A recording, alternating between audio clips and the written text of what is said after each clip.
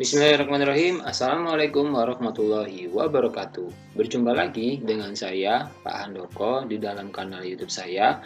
Bagi kalian yang baru pertama kali berkunjung di kanal YouTube ini, maka saya sarankan untuk klik tombol subscribe dan nyalakan lonceng notifikasinya ya, agar kalian mendapatkan berbagai macam update video pembelajaran sejarah, pembahasan soal-soal sejarah, hingga pemanfaatan media pembelajaran sejarah.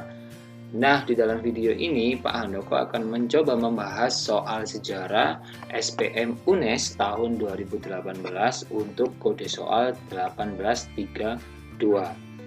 Nah, nantinya jika kunci jawaban dan pembahasan yang saya berikan menurut kalian tidak sesuai dengan pendapat kalian gitu ya, silahkan nanti pendapat kalian itu disampaikan di dalam kolom komentar. Nah, di situ nanti kita akan membahas lebih jauh lagi terkait soal-soal yang ada di dalam video ini. Oke, tanpa berlama-lama lagi, kita langsung saja menuju ke soal yang pertama. Soal pertama, upaya meningkatkan kesejahteraan rakyat melalui pembangunan bidang ekonomi pada masa demokrasi liberal tidak berhasil maksimal karena A. Banyaknya daerah yang berusaha melepaskan diri dari NKRI. B. Perhatian pemerintah terbagi dengan usaha merebut Irian Barat. C. Adanya blokade ekonomi dan Belanda yang masih ingin berkuasa. D. Program kerja pemerintah tidak pernah selesai. E. Kurangnya modal dan tenaga ahli yang dimiliki. Untuk soal nomor 1, menurut Pak Handoko, jawaban yang paling tepat adalah yang opsi D, teman-teman, yaitu program kerja pemerintah tidak pernah selesai, gitu kan. Kita lihat pembahasannya ya. Jadi, yang namanya demokrasi liberal itu ditandai dengan banyaknya partai politik. Contohnya misalkan di dalam pemilu tahun 1955 gitu ya, ada 172 partai yang bertanding di situ. Nah, kondisi ini menyebabkan partai-partai dengan ideologi yang berbeda itu saling bersaing gitu ya untuk menguasai pemerintahan dan menjalankan programnya. Kabinet terpaksa didukung oleh sejumlah partai berdasarkan hasil usaha pembentukan partai atau kabinet formatur. Bila ada salah satu partai yang mundur, maka akan terjadi krisis kabinet. Akibatnya kabinet sering berganti. Usia kabinet yang pendek menyebabkan program tidak bisa berjalan dengan optimal. Nah, kondisi politik, ekonomi, sosial, dan keamanan yang tidak stabil karena adanya pergantian kabinet yang hanya bahkan berusia bulan saja sudah ganti, teman-teman, itu membuat banyak sekali pemberontakan terjadi di berbagai daerah dan jelas ya bahwa keadaan ekonominya juga ikut memburuk nih teman. Jadi faktor yang sangat mempengaruhi gitu ya kenapa pembangunan di bidang ekonomi ini tidak berhasil pada masa demokrasi liberal adalah karena ketidakstabilan politik itu sendiri yang disebabkan sering kali terjadi pergantian kabinet seperti itu ya. Jadi program kerja yang dimiliki oleh kabinet itu menjadi tidak pernah bisa dikerjakan dengan baik gitu ya, karena masih berjalan beberapa bulan sudah harus ganti gitu ya. Jadi soal nomor 1 itu yang paling tepat adalah yang D.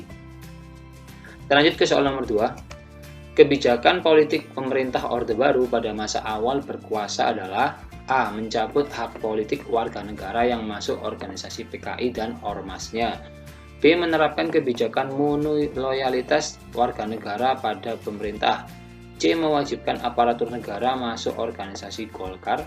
D. Mewajibkan aparatur negara terlibat dalam kepanitiaan pelaksanaan pemilu di daerah. E. Menerapkan konsep kekaryaan pada daerah yang rawan konflik. Untuk soal nomor 2, jawaban yang paling tepat menurut Pak Handoko adalah yang A, teman-teman, yaitu mencabut hak politik warga negara yang masuk organisasi PKI dan ormasnya. Jadi, pada tanggal 12 Maret 1966, dengan mengatasnamakan Presiden Soeharto mengeluarkan keputusan Presiden nomor 1/3/1966 perihal pembubaran Partai Komunis Indonesia atau PKI. Isinya membubarkan Partai Komunis Indonesia termasuk bagian-bagian organisasi dari tingkat pusat sampai ke daerah, beserta semua organisasi yang seazas berlindung dan bernaung di bawahnya. Kedua, Soeharto menyatakan PKI sebagai organisasi terlarang di seluruh wilayah kekuasaan negara Republik Indonesia. Nah, dampaknya banyak sekali anggota keluarga atau keturunan komunis kehilangan hak mereka sebagai warga negara. Jadi, untuk soal nomor 2 ini yang paling tepat adalah yang mencabut hak politik warga negara yang masuk organisasi PKI dan ormasnya. Kita lanjut ke soal nomor 3. Kebijakan pintu terbuka (open door policy) pemerintah kolonial Belanda tidak menyebabkan penderitaan rakyat Indonesia berkurang karena A. Kebijakan pemerintah tidak didukung oleh peraturan yang ketat. B. Penyalahgunaan kekuasaan oleh para bupati. C. Keinginan perusahaan perkebunan mendapatkan keuntungan yang besar. D. Hambatan terhadap ide-ide demokrasi dan kebebasan di negara Belanda. E. Perubahan kebijakan pemerintah kurang mendapatkan dukungan kaum liberal. Untuk soal nomor 3, jawaban yang paling tepat menurut Pak Handoko adalah yang C, teman-teman. Keinginan perusahaan perkebunan mendapatkan keuntungan yang besar gitu ya, sesuai dengan soal ini ya. Kenapa dengan diterapkannya kebijakan pintu terbuka itu tidak menyebabkan penderitaan rakyat Indonesia itu berkurang? Kenapa ya? Yang paling tepat menurut Pak Handoko adalah yang ini ya, bahwa adanya sebuah keinginan daripada perusahaan perkebunan mendapatkan keuntungan yang besar. Jadi memang dengan diterapkannya kebijakan politik pintu terbuka membuat banyak sekali investor Eropa itu berdatangan untuk menanamkan modalnya. Dampaknya banyak dibuka perkebunan besar di sejumlah wilayah di Indonesia. Dengan dibukanya perkebunan baru, tentu membuka lapangan kerja juga bagi rakyat pribumi sebagai kuli perkebunan nih teman-teman. Nah, di dalam perkembangannya, nasib kuli perkebunan tidak mengalami perkembangan yang signifikan. Kenapa? Karena disebabkan adanya keinginan perusahaan perkebunan mendapatkan keuntungan yang besar. Nah, salah satu contoh nih ya, contoh daripada kebijakan yang menyengsarakan rakyat itu adalah dengan memberlakukan jam kerja hingga 10 jam lamanya dalam satu hari. Dan itu nanti dibarengi dengan upah yang rendah bagi para kuli perkebunan, sehingga nanti akan banyak sekali kuli-kuli perkebunan itu yang akhirnya melarikan diri nih teman-teman. Dan untuk mengatasi itu nanti pemerintah kolonial Belanda itu malah menerapkan yang namanya punalis sanksi gitu ya. Itu nanti adalah hukuman bagi para kuli-kuli perkebunan yang melarikan diri. Jadi tanpa adanya proses pengadilan nih teman-teman, langsung dijatuhi hukuman gitu ya. Jadi itu semakin memberatkan penderitaan rakyat Indonesia. Oke, kita lanjut ke soal nomor 4. Hubungan antara banyaknya sumber sejarah dan penulisan sejarah adalah A. Menentukan kecermatan dalam penulisan suatu peristiwa. B. Meningkatkan kontroversi dalam penulisan sejarah. C. Memudahkan dalam menentukan sumber primer penulisan sejarah. D. Memudahkan posisi sejarawan dalam menuliskan peristiwa sejarah. E. Menentukan kritik sumber yang dilakukan sejarawan. Untuk soal nomor 4, menurut Pak Handoko ya jawaban yang paling tepat adalah yang A, teman-teman, yaitu menentukan kecermatan dalam penulisan suatu peristiwa.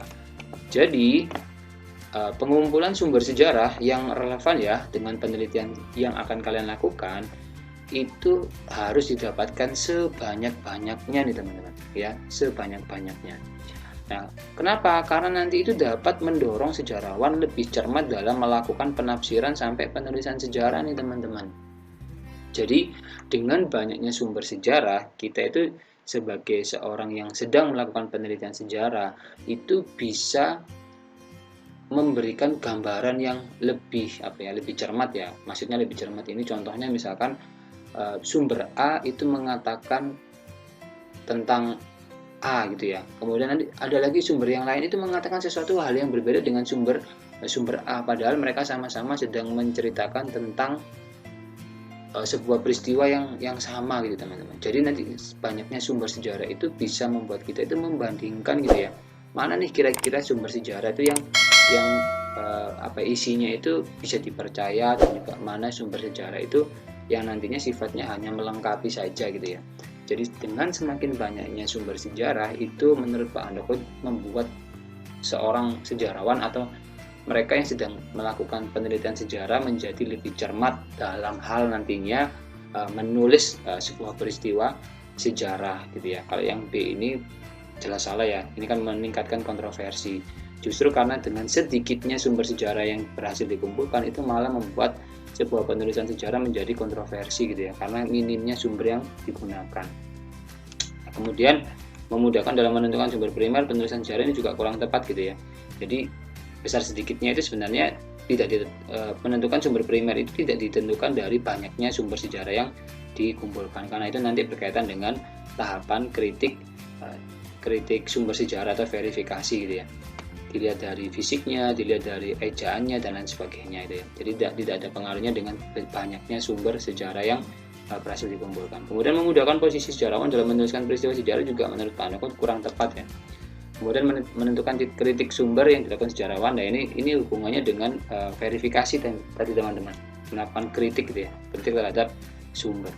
Jadi soal nomor 4 ini menurut Pak Handoko yang paling tepat adalah yang A, menentukan kecermatan dalam penulisan suatu peristiwa.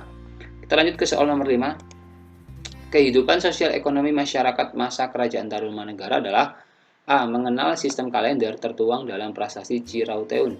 B. Mengembangkan sistem pendidikan berasrama tertuang dalam prasasti Nalanda. C. Bertani dengan bukti prasasti Tugu. D. Berdagang diceritakan dalam prasasti Jambu. E. Berniaga tertuang dalam prasasti Kebun Kopi. Untuk soal nomor 5, menurut Pak Handoko jawaban yang paling tepat adalah yang C teman-teman, yaitu bertani dengan bukti prasasti Tugu. Jadi memang di dalam prasasti Tugu itu diceritakan gitu ya, pembangunan Sungai Candrabraga oleh Raja di Rajaguru dan penggalian Sungai Komati oleh Purnawarman. Misalnya, diperoleh gambaran bahwa masyarakat Kerajaan Tarumanegara itu mengandalkan sektor pertanian sebagai mata pencaharian utamanya gitu ya. Jadi memang ada keterangan pembangunan sungai gitu ya. Pastinya pembangunan sungai itu kan satu untuk keperluan bertani, dan yang kedua adalah untuk penanggulangan bencana apa? Bencana banjir nih teman-teman. Jadi dari situ sebenarnya bisa menggambarkan juga gitu ya, bahwa masyarakat Kerajaan Tarumanegara itu mengandalkan sektor pertanian gitu ya. Soal nomor 5 yang paling tepat menurut Pak Handoko adalah yang C. Kita lanjut ke soal nomor 6. Dampak berkembangnya pemikiran demokrasi pada masa reformasi di masyarakat adalah A. Konflik sosial semakin mudah terjadi. B. Munculnya partai-partai politik. C. Semakin berkembangnya prinsip musyawarah mufakat. D. Meningkatnya partisipasi masyarakat dalam pemilu. E. Berkembangnya lembaga swadaya masyarakat. Untuk soal nomor 6, jawaban yang paling tepat menurut Pak Handoko adalah yang D teman-teman, meningkatnya partisipasi masyarakat dalam pemilu. Jadi era pemerintahan pada masa Soeharto dikenal sebagai Orde Baru ya, dari tahun 65 sampai 98 dengan konsep demokrasi Pancasila. Tetapi kenyataan yang terjadi demokrasi Pancasila sama dengan kediktatoran gitu ya. Maksudnya kenapa gitu ya? Nah, ini bisa dilihat dari karakteristik daripada demokrasi Pancasila itu sendiri yang berdasarkan indikator demokrasi, yaitu gitu ya. Yang pertama adalah rotasi kekuasaan eksekutif hampir tidak pernah terjadi. Jadi mungkin kalau kekuasaan eksekutif di tingkat yang lebih rendah gitu ya, misalkan seperti gubernur, wali kota, kemudian bupati, lurah, dan semakin ke bawah lagi itu memang terjadi pergantian nih teman-teman. Tetapi untuk yang paling tinggi yaitu presiden gitu ya, kekuasaan eksekutif yang paling tinggi yaitu presiden, itu tidak pernah berganti dari tahun 65 sampai 98 itu selalu adalah Soeharto nih teman-teman. Kalau wakilnya ya wakil presidennya sering gonta-ganti memang, tapi presidennya tidak pernah ganti. Ini justru malah menciderai prinsip demokrasi nih teman-teman. Itu yang pertama. Kemudian rekrutmen politik yang bersifat tertutup ini tadi. Jadi penentuan seperti anggota DPR, MPR itu semuanya tidak dilakukan dengan dilakukan secara terbuka gitu ya. Jadi sifatnya itu penentuannya itu tertutup juga nih teman-teman. Ini ya maksud daripada rekrutmen politik yang bersifat tertutup. Nah, kemudian yang ketiga adalah terjadi kecurangan pada pemilihan umum nih teman-teman. Nah, ini juga sudah menjadi bukan rahasia umum lagi gitu ya, bahwa memang dalam pemilu yang terjadi di masa Orde Baru itu banyak sekali kecurangan-kecurangan. Kemudian yang terakhir adalah pelaksanaan hak-hak dasar warga negara itu lemah. Nah, di sini berdasarkan dari indikator-indikator ini tadi, Pak Handoko menentukan bahwa yang paling tepat untuk soal nomor 6 ini adalah meningkatnya partisipasi masyarakat dalam pemilu nih teman-teman, gitu ya. Jadi setelah adanya reformasi nanti itu kan dirubah ya. Setelah yang paling kelihatan sekali itu pada masa pemilihan presiden untuk periode pertama yaitu Susilo Bambang Yudhoyono gitu ya. Itu adalah salah satu pemilu yang sangat demokratis nih teman-teman. Begitu partisipasi masyarakat benar-benar dilibatkan gitu ya. Jadi memang berdasarkan pilihan daripada rakyat Indonesia. Jadi partisipasi masyarakat sangat bagus sekali di masa reformasi sekarang ini. Oke, kita lanjut ke soal nomor 7. Sifat dan taktik perjuangan Indische Partij pada masa pergerakan nasional adalah: A. Kooperatif melalui bidang kesehatan dan pendidikan. B. Kooperatif dengan mengembangkan cinta tanah air. C. Non-kooperatif dengan tidak masuk dalam false card. D. Kooperatif dengan bersedia bergabung menuntut Indonesia berparlemen. Atau E. Non-kooperatif dengan selalu mengkritisi kebijakan pemerintah kolonial. Untuk soal nomor 7 ini, menurut Pak Handoko, jawaban yang paling tepat adalah yang E teman-teman, yaitu non-kooperatif dengan selalu mengkritisi kebijakan pemerintah kolonial. Jadi singkatnya gitu ya, memang perjuangan pergerakan nasional yang dilakukan oleh berbagai organisasi kemerdekaan pada waktu itu bisa dikelompokkan menjadi dua gitu ya. Mereka yang berjuang secara kooperatif dengan yang berjuang secara non-kooperatif. Sederhananya, kooperatif itu bisa dimaknai bahwa organisasi itu mau bekerja sama nih teman-teman. Dengan siapa? Dengan pemerintah kolonial Belanda. Contohnya apa? Misalkan dia ini dapat bantuan dari pemerintah kolonial Belanda. Nah, kemudian yang non kooperatif ini yang gimana? Jadi yang ini sama sekali tidak mau dapat bantuan dan cenderung mengkritisi nih teman-teman. Mengkritisi berbagai macam kebijakan pemerintah kolonial Belanda yang dianggap menyengsarakan rakyat gitu ya. Itu adalah gambaran sederhana non kooperatif nih teman-teman. Nah, sedangkan organisasi Indische Partij ini adalah organisasi pertama di Indonesia yang menyatakan dirinya secara frontal sebagai partai politik dengan status badan hukum gitu ya.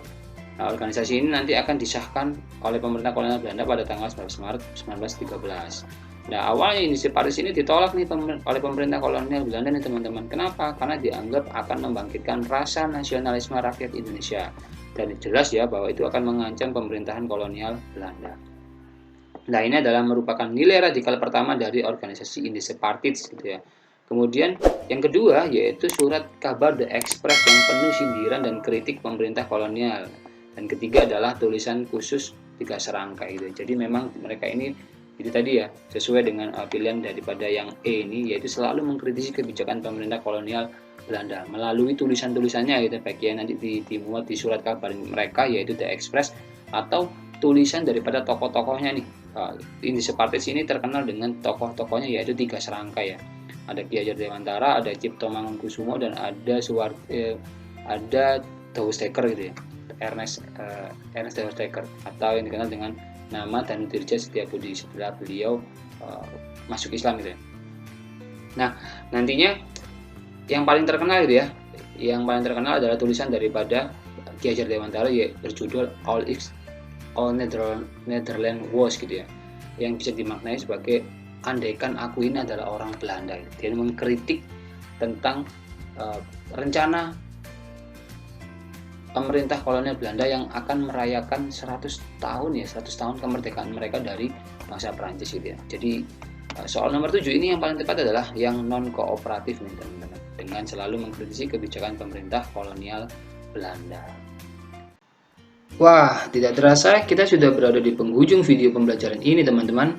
Jika kalian ada pertanyaan seputar materi ini, kalian dapat menuliskannya di kolom komentar atau kalian juga bisa menanyakan hal itu kepada saya melalui kontak medsos ini ya. Saya ucapkan terima kasih bagi kalian yang telah menonton video ini hingga akhir. Jika kalian merasa video ini bermanfaat, jangan lupa bagikan video ini kepada teman-teman kalian ya, agar kebermanfaatan itu tidak hanya berhenti di kalian saja. Dan juga jangan lupa untuk klik subscribe dan like video ini. Akhir kata, Assalamualaikum warahmatullahi wabarakatuh. Salam Historia.